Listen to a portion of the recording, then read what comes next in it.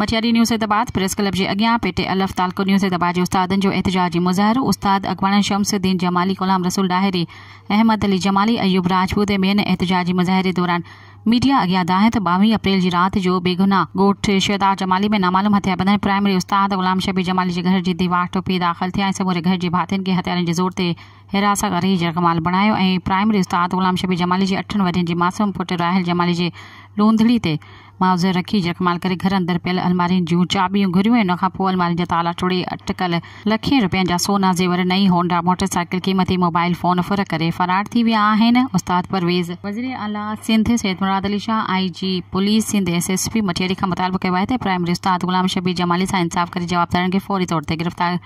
कराए फुर थियल लखें रुपयनि जा सोना ज़ेवर, मोटरसाइकिल, क़ीमती मोबाइलूं वापसि कराए ॾिनियूं वञनि। सब्सक्राइब कयो अवामी न्यूज़ HD खे ऐं ताज़ा तरीन ख़बरुनि लाइ ॾिसंदा रहो अवामी न्यूज़ HD।